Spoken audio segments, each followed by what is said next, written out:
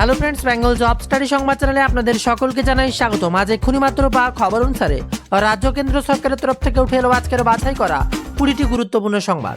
শুরুতে হেডলাইন, তারপরে বিস্তারিত খবর। বিক্ষোভের পাল্টা বিক্ষোভ, সরগরম সংসদ, ছাত্র আন্দোলন ঘিরে বিজেপি বিরোধী সংঘাত, তোলপাড় বাংলা। পঞ্চায়েত এলাকাতেও অনুমোদন দিয়েই করতে হবে বাড়ি, আসছে নতুন আইন, জানিয়ে দিলেন মন্ত্রী দিলীপ ঘোষ। মেঘভাঙা বৃষ্টি ছবল ভুলতে দেব না, সাগরে ঘনাচ্ছে নতুন নিম্নচাপ, কালকেই বড়সড় ওয়েদার অ্যালার্ট, এবার সাবধান হন, না হলে পদে পদে বিপদ। দেহ সৎকারের সময় একাধিক অনিয়ম, প্রভাব খাটানোর অভিযোগ, এবার নির্মল সহ 3 জনের বিরুদ্ধে এফআইআর। বাঁকুড়া সফরে শুভেন্দু অধিকারী, উন্নয়ন দপ্তরে নিয়ে এবার রিভিউ বৈঠক। উত্তরপ্রদেশ থেকে মাফিয়া এবং মশা দুটোকে নির্মূল করেছে বিজেপি সরকার, বার্তা এবার যোগী আদিত্যনাথের। অভিষেকের রক্ষা কবচের মেয়াদ বাড়ল আগস্ট পর্যন্ত, 31শে আগস্ট পর্যন্ত সুরক্ষা। ডবল ইঞ্জিন সরকারের সুরক্ষা, এবার জঙ্গলমহল পর্যটনের উন্নয়নে সাহায্য করবে কেন্দ্র সরকার। ভারতে চিতাভস্য নিয়ে এসে এবার শেষ কাজ শেষ করতে চান এবার নেতাজি কন্যা। সুপ্রিম কোর্টের বড় স্বস্তি মমতাপন্থী তৃণমূলের। যেভাবে কাজ চলছে আগামী নির্বাচনে হবে না সুপ্রিম প্রশ্নের মুখে কমিশন। প্রাথমিক থেকে একেবারে স্নাতকোত্তর স্তর পর্যন্ত সিলেবাসের বিরাট বড় বদল। তিলোত্তমা কেসে প্রকাশ্যে আরও 2 নাম, সিপিকে কি করতে হবে বলে দেন এবার সিএম। বাড়ি নির্মাণে নিয়ম মানছেন না, এবার অগ্নিমিত্রা পালের বিরাট বড় বার্তা, জানিয়ে পদে পদে পড়বেন বিপদে, বাড়ি করার আগেই অবশ্যই দেখে নিন। এদিকে আবার অন্নপূর্ণা ভাণ্ডারের টাকা কবে ঢুকবে? এবার টাকা ঢুকবে তো এই মাসে, নাকি আবার ঝুলে থাকবে আগস্টের টাকা? আর তার সাথে এই পাকা বাড়ি 3 লক্ষ টাকা কবে থেকে আসছে? একের পর এক তরতাজা ধামাকাদার খবর আজকের ভিডিওতে। তবে তার আগে অনুরোধ, যারা নতুন অবশ্যই সাবস্ক্রাইব করুন, আর যারা ওয়েবসাইট আমাদের জানেন না অবশ্যই গুগলে সার্চ করুন bengalJobStudy.in এবং ডেসক্রিপশনের লিঙ্কও থাকছে। প্রতিনিয়ত বাছাই করা লেটেস্ট খবর দেখবেন সেখানে। অসুস্থ আরও 6 ছাত্রী, এবার বিরাট বড় খবর। উত্তর কলকাতায় Deshbandhu park institute of girls স্কুলে আরও 6 পড়ুয়াকে হোস্টেল থেকে আরজি কর মেডিকেল কলেজ হাসপাতালে ভর্তি করানো হয়েছিল। সোমবার দুপুর থেকে রাত পর্যন্ত 24 জনকে ভর্তি করানো হয়েছিল হাসপাতালে, আর এখনও চিকিৎসাধীন। মঙ্গলবার আরও 6 জন ভর্তি হওয়ার সংখ্যাটা বেড়ে দাঁড়ালো 30। প্রত্যেকের উপসর্গ বমি ভাব, পেট ব্যথা ও জ্বর। কী খেয়ে তাদের এই অবস্থা তা এখনও জানা যায়নি। ভারতের প্রধানমন্ত্রী নরেন্দ্র মোদী এবার গোটা দেশবাসীকে ইনস্টাগ্রামের নতুন ভিডিও, আর তাতেই শেয়ার ভাইরাল। তিনি দেশবাসীকে 15ই আগস্ট নিজেদের বাড়িতে তেরঙ্গা পতাকা উত্তোলনের আহ্বান জানিয়েছেন।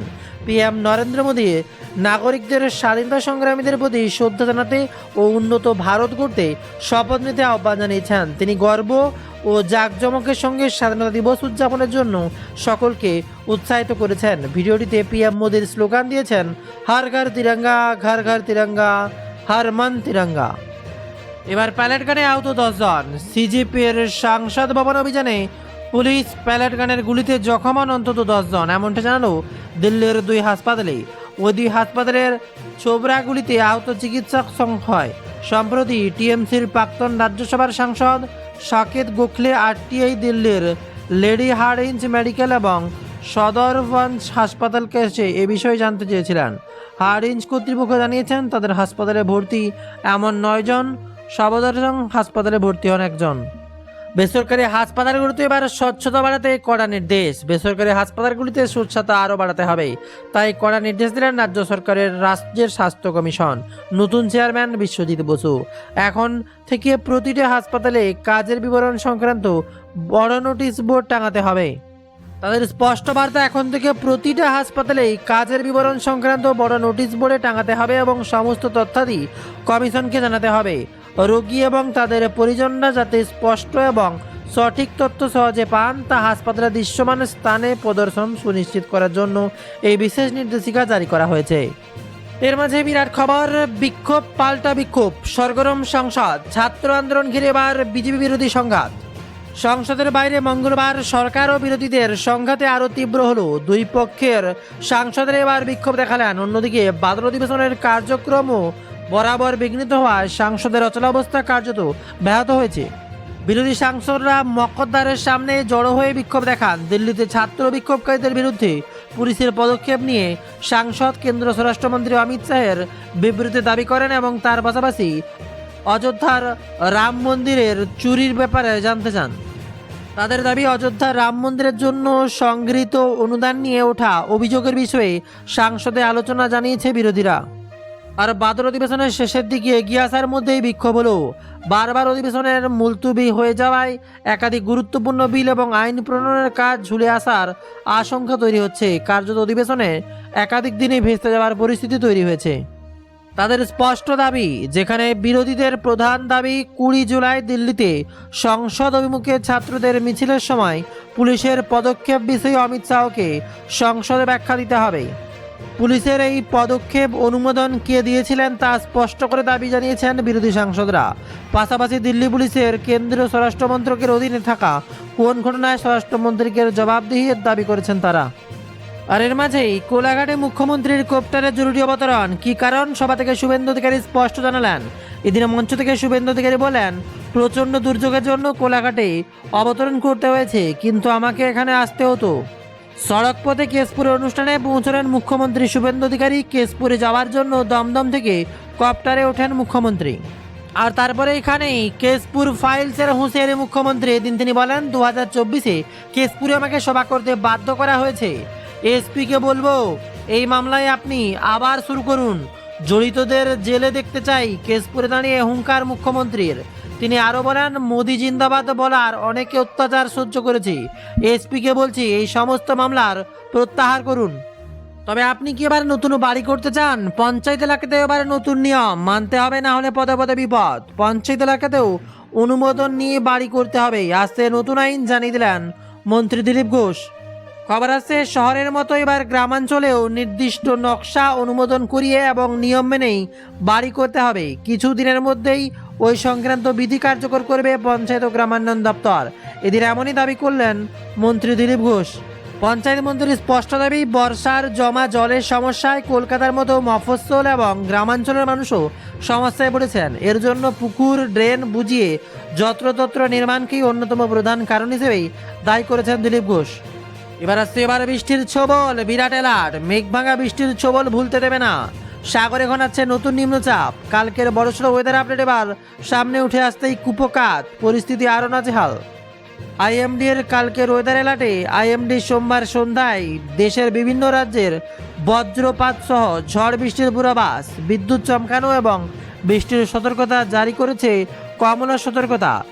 আর সেই মতো তুমুল বৃষ্টিতে নাকানি জবানি খেয়েছে। এই অবস্থায় আইএমডি জানিয়েছে যে প্রভাবিত এলাকাগুলিতে ঘন্টায় প্রায় 40 থেকে 60 কিলোমিটার বেগে শক্তিশালী বাতাস সঙ্গে মাঝারি বৃষ্টিপাত হওয়ার সম্ভাবনা সামনে উঠে আসছে। কড়া সতর্ক, না হলে পদে পদে পাবেন বিপদ। আর বুধবার এই ঝড় বৃষ্টির সম্ভাবনা কলকাতায় বজ্রবিদ্যুৎ সহ হালকা থেকে মাঝারি বৃষ্টির হলুদ সতর্কতা, সঙ্গে 30 থেকে 40 কিলোমিটার গতিবেগে দমকা ঝড়ো বাতাস বইতে পারে। শুক্রবার পর্যন্ত বৃষ্টির সম্ভাবনা থাকবে কলকাতাতে। স্যার, একবার আমাদের স্কুলে আসবেন, জাতীয় পতাকা হাতে অপেক্ষার খুদে পড়ুয়া দল। আর তা দেখেই গাড়ি থামালেন শুভেন্দু অধিকারী। বিরাট বড় খবর সামনে উঠে এলো। হেলিকপ্টারে কলকাতা থেকে পশ্চিম মেদিনীপুরের কেশপুরে পৌঁছানোর কথা ছিল মুখ্যমন্ত্রীর, কিন্তু হঠাৎ করেই আবহাওয়ার কারণে কোলাঘাটে নেমে সড়ক পথে থেকে আসতে হয়। আর এবার রাস্তার পাশে তাকে দেখার অপেক্ষা থেকে স্কুল পড়ুয়াদের সঙ্গে মিশে গেলেন শুভেন্দু অধিকারী। এদিন পশ্চিম মেদিনীপুরের কেশপুরের সভা ছিল মুখ্যমন্ত্রীর কনভয় রাস্তা দিয়ে যাবে সেই খবর পেয়ে কেশপুরে পৌঁছানোর আগেই ক্ষুদিরাম মোড়ের কাছেই জাতীয় পতাকা হাতে শুভেন্দুর অধিকারীকে দেখার জন্য অপেক্ষা করতে থাকে স্থানীয় স্কুল পড়ুয়া খুদেরা। আর রাস্তার পাশে খুদে পড়ুয়াদের দেখতে পেয়েই গাড়ি থামিয়ে নিয়ে আসেন মুখ্যমন্ত্রী। গাড়ির দরজা খুলে পড়ুয়াদের সঙ্গে হাত মেলান শুভেন্দু অধিকারী। তাদের সঙ্গে ছবিও তোলেন তিনি। শুভেন্দুকে এত কাছে পেয়ে তাদের নিজেদের স্কুলে যাওয়ার অনুরোধ করেন পড়ুয়ারা। এক খুদে পড়ুয়াকে বলতে শোনা যায়, স্যার, একবার আমাদের স্কুলে আসবেন। যদিও পড়ুয়াদের এই আবদার রাখতে পারেননি, হেসে ফেলেন মুখ্যমন্ত্রী। যদিও সবার ব্যস্ততা থাকায় পড়ুয়াদের আবদার রাখতে পারেননি মুখ্যমন্ত্রী। হাসি মুখে পড়ুয়াদের বিদায় জানিয়ে গন্তব্যের উদ্দেশ্যে রওনা দেন মুখ্যমন্ত্রী শুভেন্দু অধিকারী।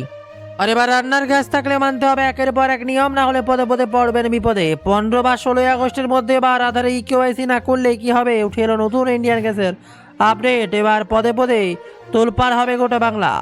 এগিয়ে আসছে 16 আগস্ট। এলপিজির গ্রাহকদের গ্যাস সিলিন্ডারে সরবরাহ বজায় রাখতে এবার নতুন তারিখ বেঁধে দিল।